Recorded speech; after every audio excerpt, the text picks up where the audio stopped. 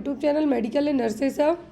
आज की क्लास में हम ऑफिशियल स्टाफ नर्स पेपर की बात करेंगे। जैसा मैंने आपसे कल की क्लास में कहा था कि आपको डेली एक आंसर की अवेलेबल करवाई जाएगी जो कि ऑफिशियल होगी और आपको चैनल पर अभी तक अपडेट नहीं की गई होगी। तो ये 2022 और 23 का पेपर है, यहाँ पर ऑफिशियल आंसर की है। तो यहाँ पर हर एक सेक्शन अलग अलग तरीके से डिवाइड है कि फंडामेंटल अलग, कम्युनिटी अलग, गायनेकोलॉजी अलग, सभी सेक्शन अलग अलग डिवाइड किए गए हैं ताकि आपके क्वेश्चंस भी मिक्स ना हो, जो आपका सिलेबस है एज ऑन आप तैयारी कर सकें। दूसरी बात, बहुत सारे लोगों के मन में डाउट है कि जो एनएचएम स्टाफ नर्स के लिए एमपी में एग्ज़ाम होना है और जीएनएम के लिए पेपर कैसा आता है, क्या है। तो मैं बता दूं कि जो एनएचएम ने अभी तक तो एमपी का पेपर दो बार करवाया है, लेकिन आंसर की एक बार अपडेट की गई थी जो कि चैनल पर आपको ऑलरेडी अपडेट की गई है। दूसरी चीज़, जो राजस्थान में जीएनएम वालों के लिए पेपर होना है स्टाफ नर्स के लिए, वो पेपर भी बहुत ही अच्छा आएगा और इजी ही आएगा। जो एज एन राजस्थान में अभी तक सिलेबस आते आया है उसी सिलेबस से क्वेश्चंस आए हैं। एमपी में बस क्वेश्चन इधर के उधर हो जाते हैं, एमपी में जो पेपर होते हैं अकॉर्डिंग टू दैट, और मेरे एनालिसिस के हिसाब से ये चीज़ मैं आपको बता रही हूँ। बाकी राजस्थान में जो आपका सिलेबस बताया गया उसी में से आपके क्वेश्चंस आएंगे। तो यहाँ पर हम दो पार्ट में इस आंसर की को सॉल्व करेंगे ताकि आपको यहाँ पर जो क्वेश्चन है अच्छे से समझ में भी आए और आपको इजीली दोनों लैंग्वेज में पेपर आपको अवेलेबल है, तो दोनों लैंग्वेज में आप यहाँ पे इजीली देख भी सकते हैं। तो यहाँ पे फर्स्ट क्वेश्चन है आपका, heat stroke occurs when body temperature is, यहाँ पे मैंने जूम कर दिया है कि हीट स्ट्रोक, और यहाँ पे मैं आपको ऑप्शन नहीं पढ़ूंगी क्योंकि ऑप्शन आपको डायरेक्ट स्क्रीन पे दिख रहे हैं और आपको कोई भी डाउट नहीं होना चाहिए। इसलिए यहाँ पे जिनके आपको डायरेक्ट आंसर पता होने चाहिए वो आंसर आपको पता यहाँ पे दिखेंगे ही, लेकिन क्यों आंसर आ रहा है वो भी आपको बताए जाएंगे। क्वेश्चन है यहाँ पर, heat stroke occurs when body temperature is. तो हीट स्ट्रोक होता कब है जनरली, जिसको आप लू लगना भी कह सकते हैं, वो होता है गर्मियों के टाइम में। रिसेंट में अभी चल रही है बारिश। हीट स्ट्रोक कब होगा, जब बहुत ज़्यादा टेम्परेचर बढ़ेगा, और जब टेम्परेचर 104 डिग्री फ़ारेनहाइट से ज़्यादा हो जाएगा तब आपको हीट स्ट्रोक में आपकी बॉडी का टेम्परेचर कितना काउंट होगा, 104 बॉडी टेम्परेचर की बात की जा रही है तो कितना हो सकता है, वो होगा 104 से भी ज़्यादा, अबव 104 डिग्री फ़ारेनहाइट से भी ज़्यादा। तो यहाँ पर नॉर्मल आपकी बॉडी का टेम्परेचर होता है 98.6 डिग्री फ़ारेनहाइट। जब ये 99.6 से ज़्यादा हो जाए तब आप इसको फीवर में कंसीडर करेंगे। लेकिन गर्मियों के टाइम में हीट स्ट्रोक कब होगा, जब बहुत ज़्यादा वेदर है जो हॉट रहेगा। गर्मियों के टाइम में इवन आपका जो नॉर्मल बॉडी टेम्परेचर है वो भी 100 तक चला जाता है। तो यहाँ पर जब हीट स्ट्रोक होगा तो उस टाइम पे यदि आप अपनी बॉडी का टेम्परेचर चेक करेंगे तो होगा above 104 degree Fahrenheit, 104 degree Fahrenheit से भी ज़्यादा। हीट स्ट्रोक के साइन क्या है, आपकी बॉडी पूरा गर्म तो रहेगी ही, साथ में आपको बॉडी पेन भी होगा, आँखों में दर्द होगा और आपके लिए बहुत ज़्यादा वीकनेस टाइप की फील होगी और बॉडी से आपको लगेगा कि जैसे हीट है जो निकल रही है। हीट स्ट्रोक में यही आपको फील होगा, बहुत ज़्यादा गर्माहट रहेगी, ठंड नहीं लगती है मोस्टली हीट स्ट्रोक जब होता है। यहाँ पे आपको बहुत ज़्यादा गर्मी ही फील होगी और टेम्परेचर भी बड़ा रहेगा। Next one is, what is the role of scrub nurse in an operation theatre. तो ओटी में एक नर्स का क्या रोल है, स्क्रब नर्स की बात की जा रही है, स्क्रब नर्स का क्या रोल है ओटी में। तो यहाँ पर है कि to prepare patient for surgery, to assist anaesthetic during surgery, to respond to request from the surgeon anaesthetic and deliver supply to the instrument, या फिर to assist the surgeon during surgery and set up the sterile table. तो ये काम होता है scrub nurse का। किसका, scrub nurse का, कि जो ट्रे है, जो स्टेराइल टेबल है वो, और जो ट्रे जिसमें आप इंस्ट्रूमेंट रखेंगे वो भी जमाना, और साथ ही साथ सर्जन को ओटी में असिस्ट भी करना। तो ये सभी काम किसके होते हैं, स्क्रब नर्स के। Next one is, record that relate to an agencies financial transaction such as budget are called. तो ऐसे रिकॉर्ड जो किसी फाइनेंशियल ट्रांजेक्शन को बताएंगे, किसी भी पर्टिकुलर एजेंसी के ऐसे रिकॉर्ड जो उसके फाइनेंशियल ट्रांजेक्शन को बताएंगे, जैसे कि बजट हो गया वहाँ का, वो क्या है, रिसर्च रिकॉर्ड, लीगल, फिजिकल या फिर इलेक्ट्रॉनिक, ये कहलाएगा फिस्कल रिकॉर्ड, मतलब कि वित्तीय अभिलेख। पूरे साल में जैसे बजट है तो वो हर 6 महीने में चेक किया जाएगा, मंथली भी इवन चेक किया जाएगा, लेकिन यहाँ पे फाइनेंशियल ट्रांजेक्शन की बात की जा रही है तो होगा fiscal records. Next is which of the following is not an advantage of intake and output chart. तो आउटपुट और इनटेक चार्ट है जो कब चेक किया जाता है, सबको पता है कि जब या तो किडनी से रिलेट करती प्रॉब्लम हो, डिहाइड्रेशन हो या फिर फ्लूइड लॉस हुआ हो। तो यहाँ पर इनटेक आउटपुट चार्ट का किससे एडवांटेज नहीं है। Imparting knowledge on gastrointestinal function, imparting knowledge on renal function, imparting knowledge on pulmonary function या फिर imparting knowledge on fluid balance.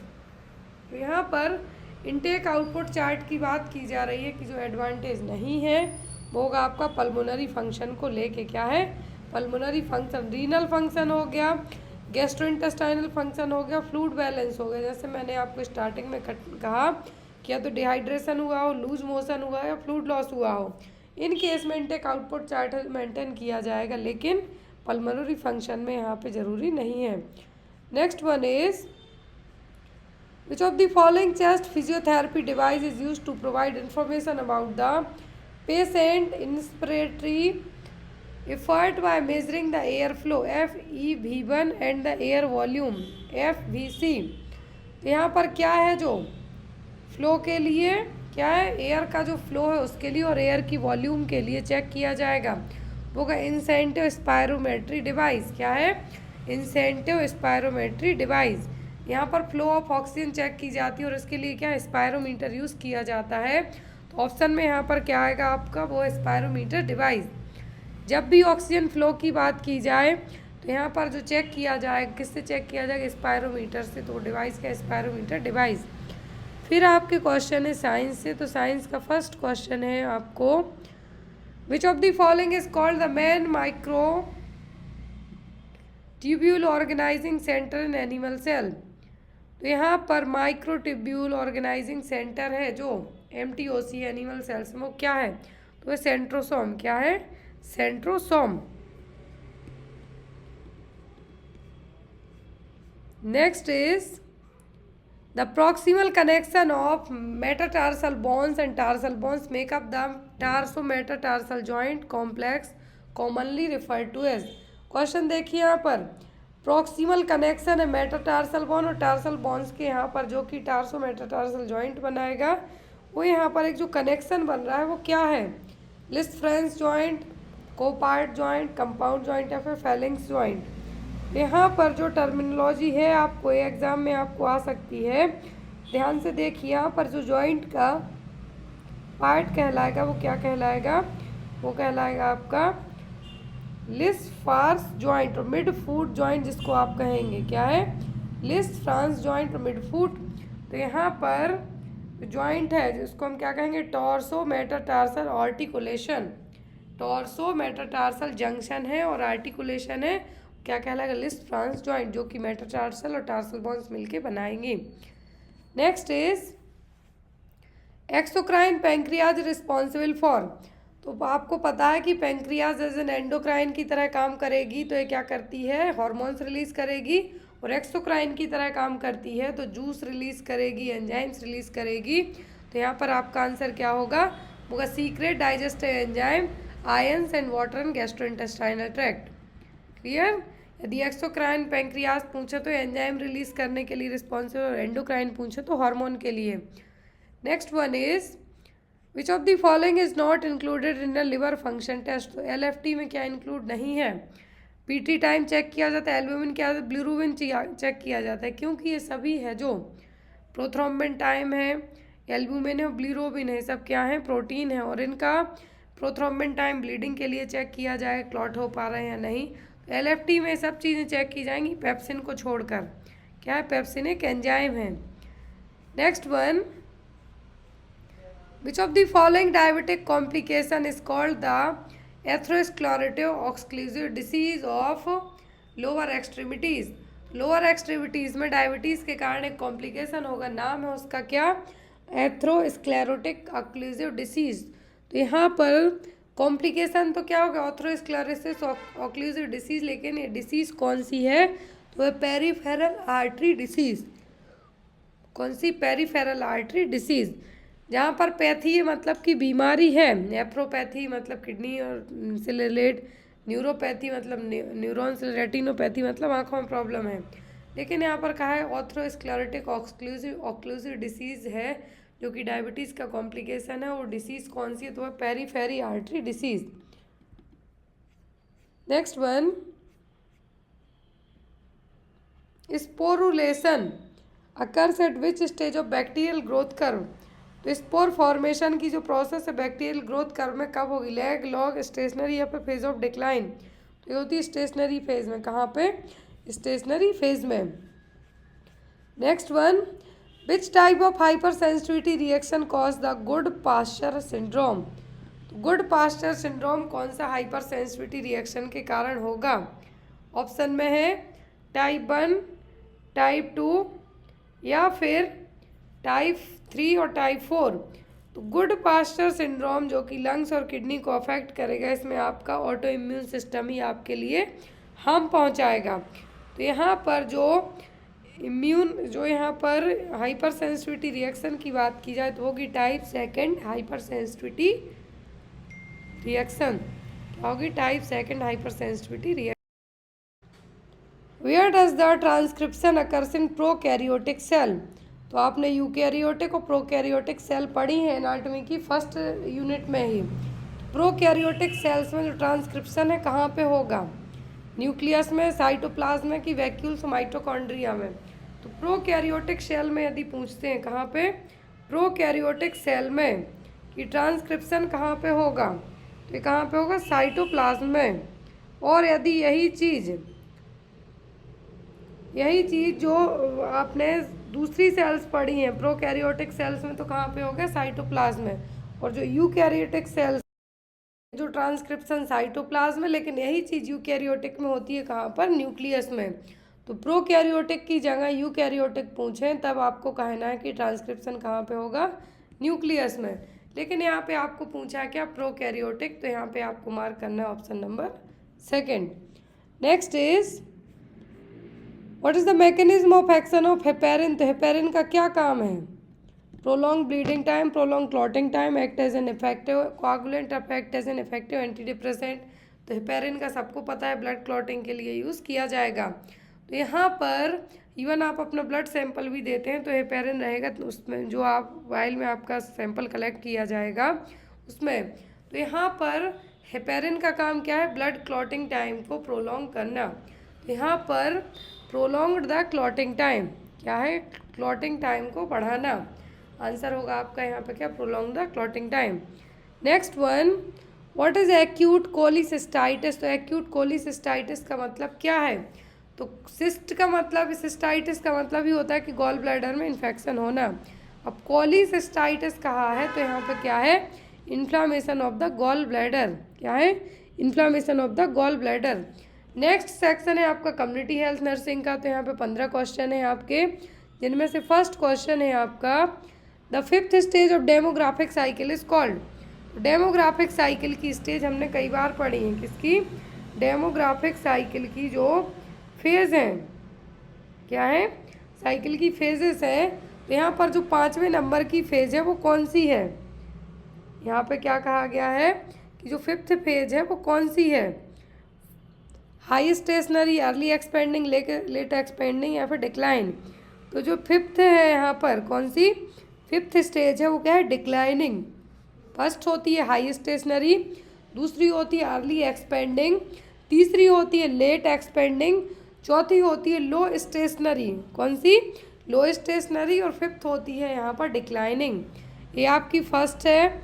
फिर दूसरी जो यहाँ पर 2nd नंबर पे दूसरी, और तीसरी है जो लेट 3rd स्टेज है, और चौथी होती है आपकी लो स्टेशनरी, और 5वें और 5th नंबर की होती है declining phase. Next one is in identify the name of the vaccine that helps to prevent diarrhoea. तो डायरिया के लिए एक ही वैक्सीन है, वो है आपकी रोटा वायरस वैक्सीन। ओरल दी जाती है, 5 बूंदें यहाँ पे इसकी दी जाती हैं। Next one, which of the following comes under descriptive study. तो डिस्क्रिप्टिव स्टडी में आपकी केस रिपोर्ट आएगी। कौन सी? Case report. किसी भी डिसीज़ के ऊपर आपने जो केस स्टडी किया है उसकी रिपोर्ट आएगी किसमें, डिस्क्रिप्टिव स्टडी में। Next is homicide and suicide are example of which indicator of health. Homicide और जो सुसाइड हैं किस तरीके के एग्जाम्पल हैं हेल्थ के, फिजिकल, स्पिरिचुअल या फिर इंटेलेक्चुअल और मेंटल हेल्थ। तो होमिसाइड का मतलब है कि एक मर्डर करना, एक तरीके से हम होमिसाइड को क्या कहेंगे, मर्डर करना। और सुसाइड का मतलब खुद को मारना। तो दोनों चीज़ें किस तरीके की हेल्थ में आएंगी, आपकी मेंटल हेल्थ में आएंगी। किसमें, मेंटल हेल्थ में। सुसाइड आदमी तभी करेगा जब वो तो डिप्रेशन में या फिर कुछ दिमागी परेशानियों से या स्ट्रेस से जूझ रहा हो, और वो सभी मेंटल हेल्थ को आपकी अफेक्ट कर रही हैं। तो होमिसाइड और सुसाइड दोनों किस में आएंगे, मेंटल हेल्थ में। Next is a complex patient-centered collaborative activity that involves information gathering and clinical reasoning with the goal of determining a patient health problem is called। तो यहाँ पर सीधी सी बात, कॉम्प्लेक्स है, पेशेंट सेंटर्ड है, कोलाबरेटिव एक्टिविटीज़ से मिलकर आप डेटा कलेक्ट करते हैं, क्लिनिकली पर्सन की हेल्थ प्रॉब्लम चेक करते हैं, तो वो सब कहलाएगा आपका क्या, डायग्नोसिस। जो भी आपने यहाँ पर डेटा कलेक्ट किया वो सब क्या है यहाँ पर, diagnosis. Next is which is the first step in planning health education. तो हेल्थ एजुकेशन जब आप प्लान करते हैं तो आपका सबसे पहला स्टेप क्या होगा, setting goals, conducting needs assessment, identifying health problem या फिर prioritising complication.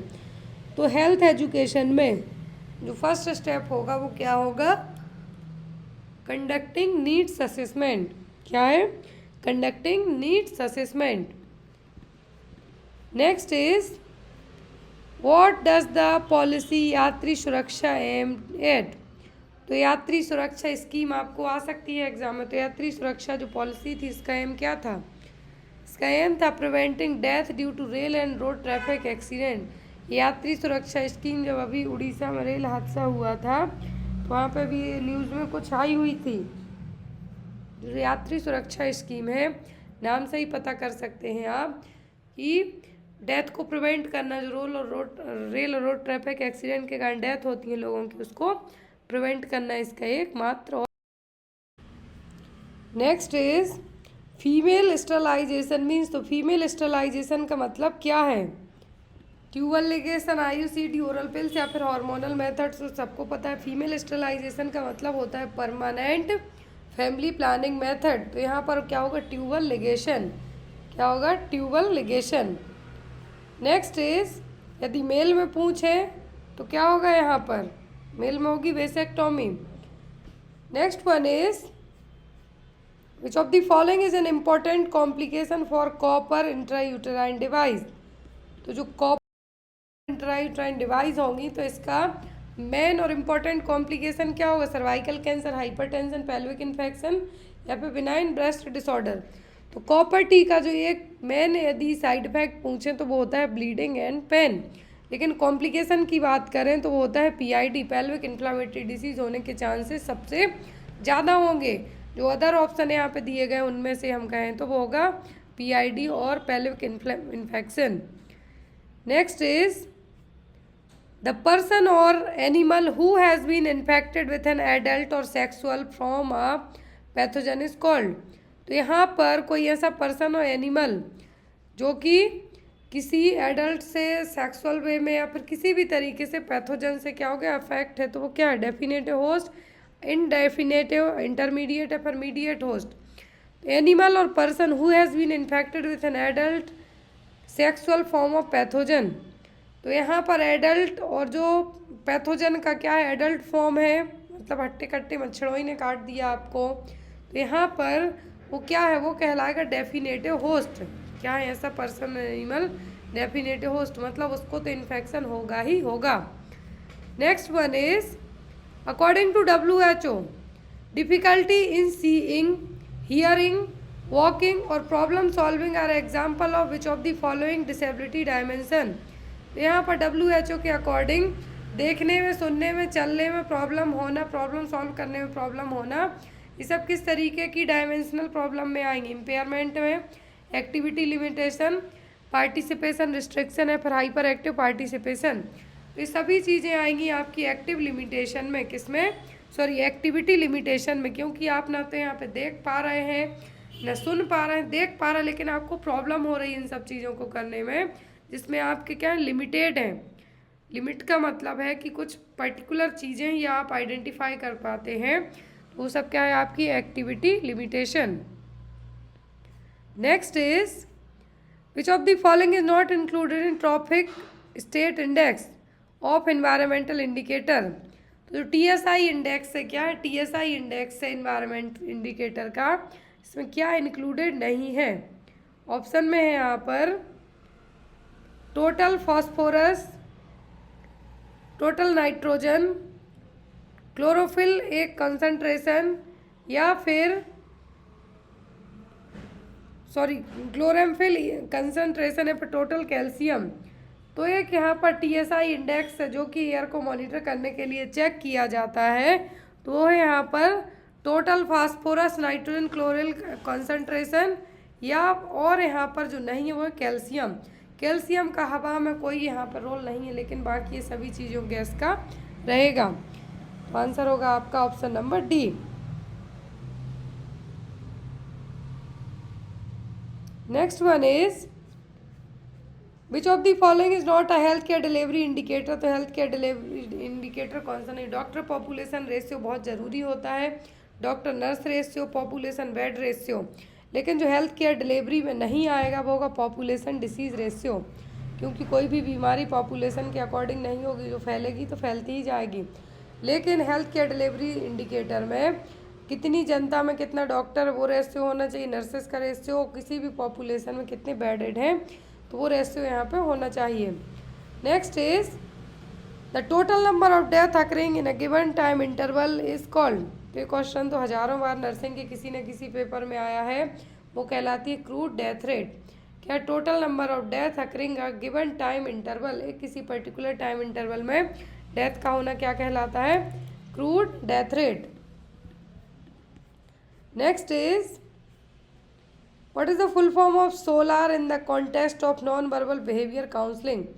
Non-verbal behavior counseling होती है मतलब जिसमें कोई बोल नहीं रहा, ओनली गेस्चर पोस्चर से बात हो रही है। तो यहाँ पर सोलर जो टर्म यूज़ किया जाएगा इसका मतलब होगा facing the client securely, squarely, open posture, leaning towards the client, eye contact, relaxed state. तो यहाँ पर नॉन वर्बल बिहेवियर काउंसलिंग में एक तो आप बोलेंगे नहीं, इशारों में सब चीज़ें समझानी है। और जो यहाँ पर सोलर का मतलब है क्या है, facing the client squarely, open posture, leaning towards the client, eye contact, relaxed state. Clear. Next है यहाँ पर हेल्थ प्रमोशन। तो यहाँ पर हेल्थ प्रमोशन के आपको 25 क्वेश्चन है, जिनमें से आपका फर्स्ट क्वेश्चन ये है a method of collecting dietary data and using a context specific food list to estimate the usual diet and understand the relationship between consumption pattern and health outcome is called। तो यहाँ पे सीधा सा कहा है कि एक मेथड है डाइटरी डेटा कलेक्ट करने की, जिसमें आप किसी स्पेसिफिक फूड की लिस्ट बनाएंगे कि कितना यूज़ हुआ है डाइट में, क्या ज़रूरी है इसका कंजप्शन करने से, तो वो सब क्या कहलाएगा, वो कहलाती फूड फ्रिक्वेंसी क्वेश्चनायर मेथड। क्या फूड फ्रिक्वेंसी क्वेश्चनायर मेथड और FFQ ये एग्ज़ाम में आ चुकी है। GMCH का जो पेपर हुआ था उसमें क्वेश्चन आया हुआ है, FFQ मेथड है जो पूछी गई है। Next one, in which year was the first edition of recommended dietary allowance published. तो RDA कब पब्लिश हुआ था, फर्स्ट एडिशन RDA का वो हुआ था 1943 में। कब, 1943 में। रिकमेंडेड डाइटरी अलाउंसेस इसी के अकॉर्डिंग है, जो इसी के अकॉर्डिंग कितना फूड लेना चाहिए वो सब चीज़ें हैं जो आपकी डाइट में इंक्लूड की जाती हैं। नेक्स्ट इज जब the following factor is common cause of fatty diarrhoea. Fatty diarrhoea का कॉमन कॉज होती है सीलियक डिसीज़। फैटी डायरिया का मतलब है कि डायरिया में आपके ग्रीन टाइप से स्टूल के साथ साथ आपके उसमें लिपिड वाले जो कंटेंट, लिपिड ज़्यादा रहेगा डायरिया में, जो स्टूल आएगा वो ग्रीन रहेगा, वो होगा सीलियक डिसीज़ के कारण। किसके कारण, सीलियक डिसीज़ के कारण। नेक्स्ट है यहाँ पे what is the chemical composition of intracellular fluid? तो इंट्रासेलुलर के केमिकल कंपोजिशन में आपको पता होना चाहिए कि फॉस्फेट और मैग्नीशियम सबसे ज़्यादा रहेगा। क्या है? फॉस्फेट और मैग्नीशियम, जो कि इंट्रासेलुलर स्पेस में रहेगा। Next one, what is the micronutrient? तो माइक्रो में आपके मिनरल और विटामिन होंगे, कार्बोहाइड्रेट, लिपिड, प्रोटीन है, तीनों आपके रहेंगे मैक्रो में। माइक्रो में होंगे आपके minerals and vitamins. Next one is, which of the following is responsible for draining deoxygenated blood from myocardium into the cardiac chamber? तो मायोकार्डियम का जो ब्लड है, डीऑक्सीजनेटेड ब्लड है, कार्डियक चैम्बर में डालने का काम कौन करती हैं? Coronary veins. कौन करेंगी? Coronary veins. Next is, which plant divide the body into on anterior and posterior, ventral and dorsal portion में? तो कौन सा जो यहाँ पे आपको डिवाइड करेगा आपके बॉडी के जो प्लेन है वो यहाँ पर आपकी एरोप्लेन नहीं, बॉडी के प्लेन। ये जीएमसी एमपी का जब पेपर हुआ था उसमें अलग अलग तरीके से पूछा गया है। क्या है? अलग अलग तरीके से पूछा गया है। सेजाइटल भी पूछा है, मीडियन पूछा है, ट्रांसवर्स पूछा है। तो यदि आपको पूछा जाता है कौन सा, कि जो प्लेन आपकी बॉडी को वेंट्रल और डॉर्सल रीजन में बांटेगा, किसमें? वेंट्रल और डॉर्सल में, वो कहलाएगा आपका कौन सा? कोरोनल। क्या है? कोरोनल। आगे का हिस्सा और पीछे का बांटेगा वो क्या है? कोरोनल। ट्रांसवर्स अपर और लोअर में डिवाइड करेगा, और सेजाइटल आपके हाफ हाफ पोर्शन को, किसको? हाफ हाफ पोर्शन को।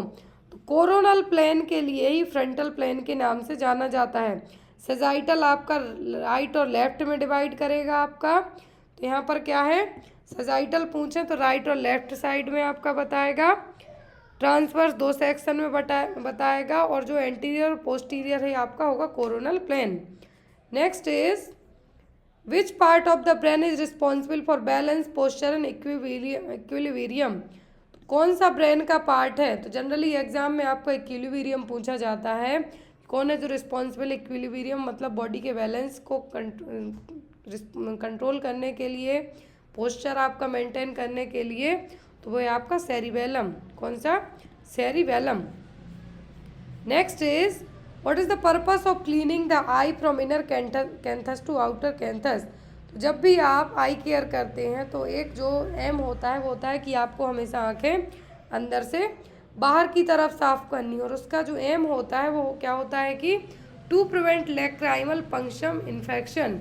तो आपका जब इनर टू आउटर कैंथस आप क्लीन करेंगे तो जो इन्फेक्शन है आप उससे बचाने का काम कर रहे हैं। क्या कर रहे हैं? इन्फेक्शन को होने से बचाने का काम कर रहे हैं। तो यहाँ पर आपका आंसर क्या होगा? To prevent lacrimal punctum infection. Next one is, which grade of pressure sore cause damage to the skin, tissue, muscles and bone? तो ये सभी चीज़ें, मसल्स, बोन्स, स्किन टिश्यू, ये सब डैमेज होती हैं फोर्थ ग्रेड में, जब आपके जो इंटरनल तक पहुंच जाएगा। मतलब इस प्रेशर सोर में आपके जो 4 स्टेज होती हैं, फर्स्ट, सेकंड, थर्ड, फोर्थ। तो आपने जो इमेज देखी हुई है जिसमें बोन्स तक विजिबल होने लगती हैं, वो आपका फोर्थ ग्रेड है जो प्रेशर सोर कहलाएगा। Next is, in which year was the programme Swachh Bharat Abhiyan started to improve environmental sanitation? Swachh Bharat अभियान कब स्टार्ट हुआ था? ये स्टार्ट हुआ था 2014 में। स्वच्छ भारत अभियान के तहत जो सबसे क्लीन सिटी है रिसेंट में भी वो क्या है? मध्य प्रदेश की Indore city. Next one is, a system which provide the framework for monitoring the total food system from harvesting to consumption to reduce the risk of food borne illness is called. तो ये कहलाएगा आपका हैकअप और hazard analysis critical control points. ऐसा system framework जो यहाँ पर किसी भी फूड आइटम्स को हार्वेस्टिंग से लेके कंजप्शन तक, जो कि फूड बॉर्न इलनेस से भी बचाने का काम करेगा, वो hazard analysis critical control points, HACCP। Next is, the process of burning hazardous material और waste high temperature is called. तो बहुत ही ज़्यादा हाई टेम्परेचर पर कोई भी हैजार्ड मटेरियल बर्न किया जाता है, वो प्रोसेस कहलाती इंसिनरेशन और भस्मीकरण, जो कि ह्यूमन बॉडी पार्ट्स में होगी जनरली। यदि कुछ भी एनाटॉमिकल बॉडी पार्ट है डिस्कार्ड किया जाना तो येलो कलर के बिन में आपको मार्क करना है, और यदि कोई इस तरीके की मेथड पूछी जाए तो वो incineration. Next one is which of the following elements emphasize the delivery of external air to each part of the space and the removal of the airborne pollutants generated in each part of the space is in efficient manner। तो यहाँ पर यह है air flow pattern और air distribution. किसी भी चीज़ का कोई एक्सटर्नल एयर, कोई एक्सटर्नल फोर्स है जो आपको क्या करती है, दूसरे जगह से जाके अलग करने का काम करेगी फोर्स के थ्रू एयरबोर्न पोल्यूटेंट्स को, तो वो क्या कहलाएगी, वो कहलाएगी एयर डिस्ट्रीब्यूशन और air flow pattern. Next is what is the molecular weight of water. तो वाटर का जो मॉलिकुलर वेट है वो क्या है, 18.015 ग्राम पर मोल। कितना, 18.015 gram per mole. Next is which of the following hallucination is called false perception of joint और muscle sense. Muscle sense के लिए या फिर जॉइंट्स को लेके जो फॉल्स परसेप्शन होता है वो कहलाएगा काइनेस्थेटिक हेलुसिनेशन। कौन सा, kinesthetic hallucination. Next is psychomotor activity belongs to which component of mental status examination. तो साइकोमोटर एक्टिविटी कौन से एमएससी के कौन से एग्जाम में आएगी, आएगी आपकी अपीयरेंस में। किसमें, अपीयरेंस में, जो चीज़ें आपको दिखती हैं उसमें। Next is which of the following features in house provides cross ventilation. तो हर एक घर का क्रॉस वेंटिलेशन डिपेंड करता है उस घर में लगी हुई खिड़कियों और दरवाजों से। तो यहाँ पर आपका आंसर क्या होगा, doors and Windows facing the each other. क्या है, doors and Windows facing the each other. Next is which of the following is called a pleaser chemical in the human body. तो प्लेजर केमिकल कौन कहलाता है, जिसको आनंददायक रसायन भी आप कहते हैं, तो वो कहलाता है डोपामिन। क्या है, डोपामिन। जब इसी की कमी हो जाती है तब पर्सन क्या रहेगा, सैड फील करेगा। तो यहाँ पर डोपामिन किसके लिए रिस्पॉन्सिबल है, प्लेजर केमिकल। लव हार्मोन पूछें तो ऑक्सीटोसिन, और प्लेजर केमिकल पूछें तो dopamine. Next one is Which of the following is designed to promote international compatibility in the collection, processing, classification and presentation of mortality statistics। तो कौन सी यहाँ पर international जो एजेंसी है वो क्या करती, किसी भी डिसीज़ का कंपैरिजन करेगी, डेटा कलेक्ट करेगी, क्लासीफाई करेगी, ये सब कौन करेगा, तो ये करेगी international classification of disease. Next is A structured assessment of the patient behavioral cognitive functioning is called। तो स्ट्रक्चरल और बिहेवियरल जो कॉग्निटिव फंक्शनिंग चेक की जाती है वो होती है एमएसई में। किसमें, मेंटल स्टेटस एग्जामिनेशन में। जो कॉग्निटिव और बिहेवियर की बात करी जाए तो हमेशा वो क्या होगा, mental status examination. Head to toe assessment generally बच्चों का किया जाता है। एमएसई है जो जब पर्सन को यदि कॉग्निटिव बिहेवियर चेक किया जाना हो तब किया जाएगा। Next is what is the conversion disorder. Conversion disorder का मतलब होगा डेफिशिएंट्स इन सेंसरी और motor function related to emotional conflict. यहाँ पर multi infarct dementia is caused by. तो मल्टी इन्फ्राक्ट डिमेंशिया किसके कारण होगा, ये होगा मल्टीपल स्ट्रोक्स के कारण। किसके कारण, मल्टीपल स्ट्रोक्स के कारण।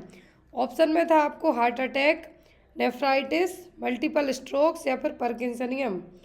तो यहाँ पर आपको जो चारों ऑप्शन दिए हुए हैं इनमें से एक ना एक क्वेश्चन एग्जाम में आता है।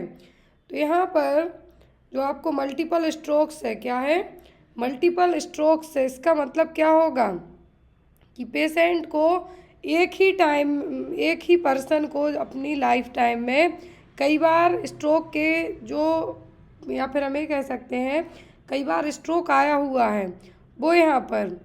लेकिन यहाँ पर स्ट्रोक एक बार भी आता है तब भी पर्सन को प्रॉब्लम होती है, 2 बार भी आता है तब भी होगी। तो यहाँ पर यदि सिंगल टाइम आता है तो पर्सन को चांसेस तो रहते हैं, इवन यदि सही टाइम पर क्या मिल जाए, केयर मिल जाए तो बचने के। लेकिन जब सेकंड टाइम स्ट्रोक आता है तो पर्सन के जो बचने के चांस कम हो जाते हैं यदि उसको केयर नहीं मिल पाती है। तो मल्टीपल स्ट्रोक क्या होगा, मल्टी इन्फार्क्शन डेमेंशिया के लिए रिस्पॉन्सिबल होगा।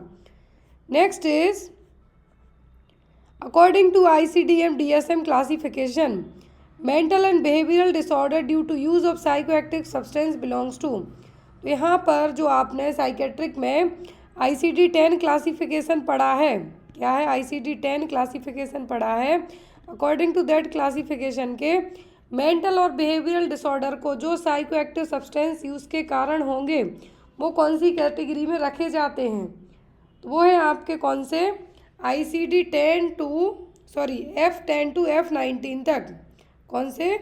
F10 to F90 तक। तो अब यहाँ पर DSM-4 आपको पूछा जा सकता है, DSM-4 आपको पूछा जा सकता है या फिर ICD-10 पूछा जा सकता है। तो यदि ICD-10 की हम बात करें तो ICD-10 में जो ICD-10 का कोड है और इसमें कहा है कि मेंटल और बिहेवियरल डिसऑर्डर होते हैं जो कि साइको एक्टिव सब्सटेंस यूज़ के कारण होते हैं, वो कौन से हैं? तो वो F10 to F19 तक के। कौन से? F10 to F19 तक के। नेक्स्ट वन इज तो मेंटल हेल्थ और बिहेवियरल, यदि पूरा आपको एक ही उसमें टर्म में पूछा जाए कि जो मेंटल और बिहेवियरल डिसऑर्डर है, अब आपके यहाँ पे सीजोफ्रेनिया से लेके मैनिया, साइको एक्टिव सब्सटेंस, वो सभी आपके यदि पूछते हैं तो वो आएंगे आपके F00 से लेके F99 तक। कहाँ तक? F99 तक। यदि यहाँ पर मेंटल डिसऑर्डर कहें तो ICD-10 का जो क्लासिफिकेशन है तो इसमें F00 से लेके F99 तक रहेंगे पूरे साइकेट्रिक के disorder. Clear? Next is marked decrease in reactivity to the environment and reduction of spontaneous movement and activity in catatonic schizophrenia। ये देखिए यहाँ पे कहा है कैटाटोनिक सीजोफेनिया के केस में पर्सन एक अपनी ऐसी पोजीशन बनाएगा कि वहाँ से उसको आप हिला भी नहीं सकते हैं, कोई भी मूवमेंट नहीं होगा, एक ही जगह जाके बैठ जाएगा। तो वो क्या है? ऑटोमेटिज्म, स्टूपर, रिजिडिटी या फ्लेक्सी फ्लेक्सिबिलिटी। तो ये कहलाएगा क्या? स्टूपर। क्या होगा? स्टूपर। नेक्स्ट सेक्शन आपको आता है प्राइमरी हेल्थ केयर, जिसके 30 क्वेश्चंस आपको रहेंगे। ये क्वेश्चन मैंने आपको इसलिए सॉल्व करवाए क्योंकि आपके एग्ज़ाम में क्वेश्चन रखे हुए मिलते हैं। आप नर्सिंग के 10 पेपर उठाइए स्टाफ नर्स के, चाहे वो NHM ने कराए हों या MP ऑनलाइन ने कराए हों, उन 10 पेपर में आप जाके चेक कीजिए। इवन 2023 में भी जो पेपर हुआ है उसको भी चेक कीजिए, आपको कितने क्वेश्चंस रिपीट हुए हैं, तो आपको अंदाज़ा हो जाएगा कि आपको कहीं का भी पेपर रहे नर्सिंग के क्वेश्चन ज़रूर आते हैं। नेक्स्ट क्वेश्चन है आपका expanded programme on immunization was renamed as universal immunization programme. तो यहाँ पर एक्सपेंडेड प्रोग्राम था इम्यूनाइजेशन का, इसका नाम बदल के यूनिवर्सल इम्यूनाइजेशन प्रोग्राम रखा गया है। तो यहाँ पर इस इम्यूनाइजेशन प्रोग्राम का क्या है? जो यूनिवर्सल इम्यूनाइजेशन है तो ये कब लाया गया था? तो ये आया था 1985 में। पहले इसका नाम क्या था?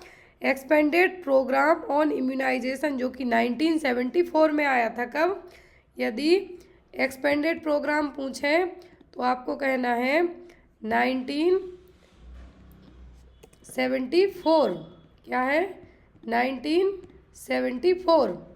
लेकिन यहाँ पर यदि आपसे कहा जाता है कि जो यूनिवर्सल है UIP है तो वो आपको कहना है कब? 1985, 1985।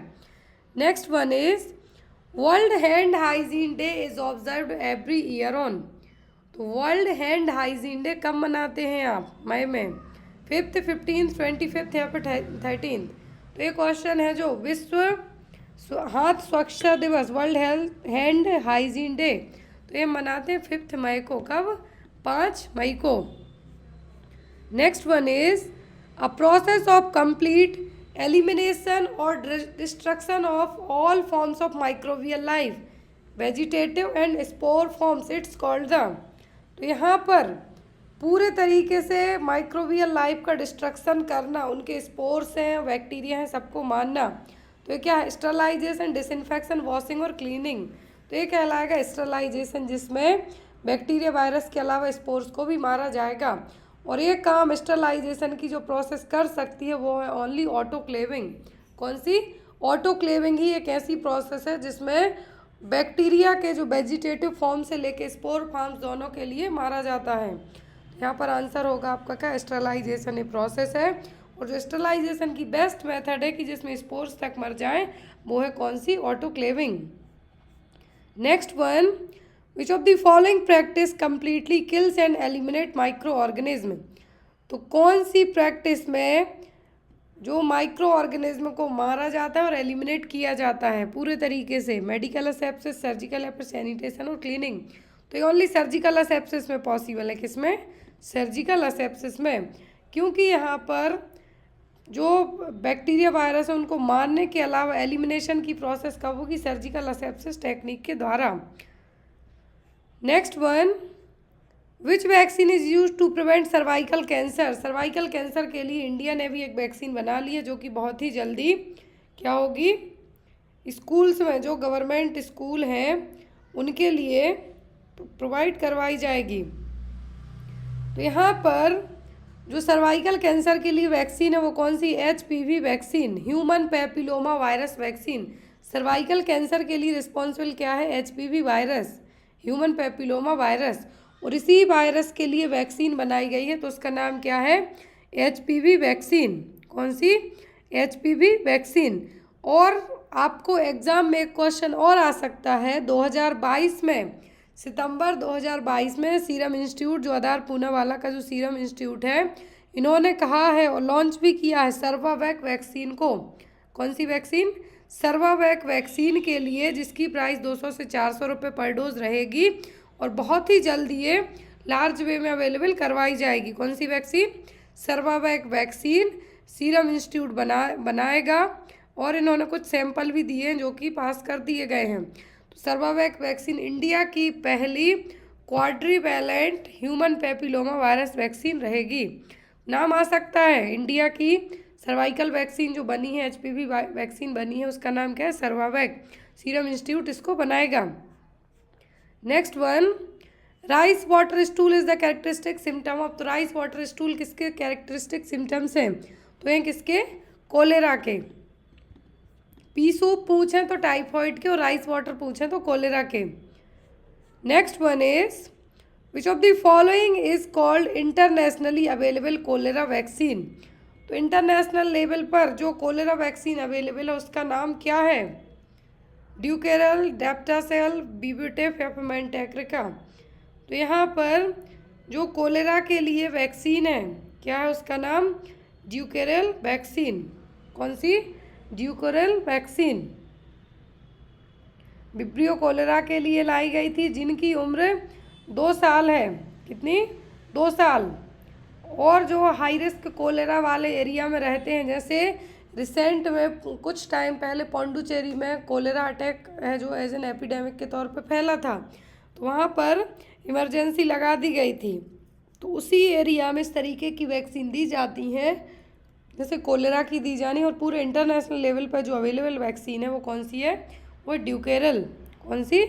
ड्यूकेरल, जो कि 2 साल तक के एज ग्रुप के बच्चों को लगाई जाएगी। Next one is, oral rehydration solution is a mixture of. तो ओरल रिहाइड्रेशन में ORS में क्या क्या रहेगा? Clean water, sugar and salt. क्या है? Clean water, sugar and salt. Next one is, in malaria mature trophozoites replicate and disturbs which cell membrane integrity and cause cell lysis. तो ये काम होता है इरिथ्रोसाइट्स में, RBC में। जब भी मलेरिया होता है आपके लिए तो आपका ल्यूकोसाइट्स, प्लेटलेट्स या फिर WBC चेक नहीं किया जाता है। यहाँ पर आपका जो चेक किया जाएगा वो क्या होता है? इरिथ्रोसाइट, क्योंकि जो ट्रोफोजोइट्स, मैच्योर ट्रोफोजोइट्स हैं, रेप्लिकेट होंगे और सेल लाइसिस का काम कौन करेंगे? यहाँ पर मैच्योर ट्रोफोजोइट्स, और एक होंगे कौन सी सेल्स में? इरिथ्रोसाइट में। कहाँ पर? इरिथ्रोसाइट्स में। और रेड ब्लड कार्पसेल्स में और RBC में। Next is, which plasmodium species cause quarantine fever. तो क्वारंटाइन फीवर कौन सी स्पीसीज कॉज करेगी? प्लाज्मोडियम की। Vivax, falciparum ovale, malariae. 4 species होती हैं जो क्वारंटाइन फीवर है। कौन सा? Quarantine fever. तो ये कौन सी स्पीसीज कॉज करेगी? तो क्वारंटाइन फीवर को जो स्पीसीज कॉज करेगी वो होगी प्लाज्मोडियम मलेरियाई। कौन सी? प्लाज्मोडियम मलेरियाई। जो कि 3 या 4 दिन के इंटरवल में होगा इस तरीके का फीवर, और ए फीमेल एनाफ्लीज मॉस्क्यूटो की ही जो प्लाज्मोडियम मलेरिया स्पीसीज है वो यहाँ पर इस इन्फेक्शन को कॉज करेगी। Next one, which care focuses on the care, comfort and quality of life of a person with a serious illness and who is approaching the end of life. ऐसी कौन सी केयर है जिसमें person अपनी end of life में जी रहा है लेकिन उसकी केयर की जाएगी, तो वो कहलाती है हॉस्पिस केयर। कौन सी care? Hospice care. Next one, what is the expansion of GRACE in interdisciplinary primary care model. तो ग्रेस का फुल फॉर्म पूछा है। ग्रेस का फुल फॉर्म है the geriatric resource for the assessment and care of elders. एक question में भी Rajasthan public health nursing के एग्जाम में आया हुआ है और एक क्वेश्चन गुजरात में भी आया हुआ है। ग्रेस का फुल फॉर्म, ग्रेस का फुल फॉर्म है नर्सिंग में आपका the geriatric resource for the assessment and care of elders.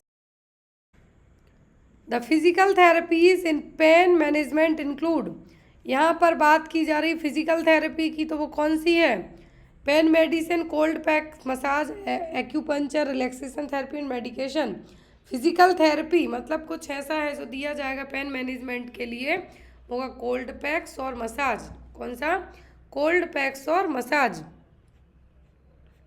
Next is which pharmacologic measures is effective for treating neuropathic pain. तो कौन से फार्माकोलॉजिकल मेजर्स यूज़ किए जाएंगे पेन, न्यूरोपैथिक पेन मतलब जो नर्व से यदि पेन हो रहे हैं उनके लिए ट्रीट करने के लिए? Non steroidal anti inflammatory drugs, serotonin, nor epinephrine reuptake inhibitors, anti helminthics या फिर एंटीबायोटिक। तो एंटीबायोटिक बैक्टीरियल इन्फेक्शन के लिए होंगे, एंटी हेलमेंथिक जो इन्फेस्टेशन होगा उसके लिए रहेंगे। NSAID मेडिसिन है जनरली पेन के लिए यूज़ की जाती हैं, लेकिन न्यूरोपैथिक मतलब जब नर्व से रिलेट करता हुआ पेन होगा तब सेरोटोनिन जो कि न्यूरोट्रांसमीटर्स टाइप से ही रहेंगे, तो एक केमिकल वाली मेडिसिन दी जाएंगी, वो होंगी serotonin, nor epinephrine reuptake inhibitors. Next one is what was the goal of national policy for person with disability 2006। तो नेशनल पॉलिसी फॉर पर्सन, राष्ट्रीय दिव्यांगजन नीति 2006 का लक्ष्य क्या है, गोल क्या है? तो वो था physical, educational, economic rehabilitation of person with disabilities. Physical, educational और इकोनॉमिक रिहेबिलिटेशन की जो भी पर्सन डिसेबल हैं उनको ये सभी चीज़ें प्रोवाइड करवाना। Next one is germicide applied on a living surface is called. Germicide जब लिविंग सरफेस पे लगाए जाएंगे तो ये क्या कहलाएंगे? ये कहलाते हैं एंटीसेप्टिक्स। क्या होंगे? एंटीसेप्टिक्स। लिविंग सरफेस का मतलब है कि जब आपकी स्किन पर जो एप्लीकेबल जो ट्यूब रहेंगे, मेडिसिन रहेंगी, लोशन रहेंगे, वो होंगे, तो ये क्या है? Antiseptics. Next one is Mantoux tuberculin test should be administered through which of the following route. सबको पता है ट्यूबरकुलिन टेस्ट में जो PPD इंजेक्ट किया जाता है वो इंट्राडर्मल रूट से किया जाता है। कहाँ पर? इंट्राडर्मल रूट से। जब भी ड्यूरेशन 10 mm से ज़्यादा आएगा मतलब कि आप पॉजिटिव हैं। माउंटेक्स ट्यूबरकुलिन टेस्ट में 72 घंटे के अंदर रीडिंग है जो 48 से 72 घंटे के बाद सही रीडिंग बताएगा जो PPD आप इंजेक्ट करते हैं। तो माउंटेक्स ट्यूबरकुलिन टेस्ट हो गया, फिर हाइपर सेंसिटिविटी टेस्ट हो गया, फिर कोई मेडिसिन चेक करनी है कि आपकी बॉडी को इनसे एलर्जी तो नहीं है, तब इंट्राडर्मल रूट ही अपनाया जाता है। Next one is dose related adverse drug reaction is called. तो dose related adverse drug reaction क्या कहलाएगा? Bizarre, augmented, end of use या फिर फेलियर।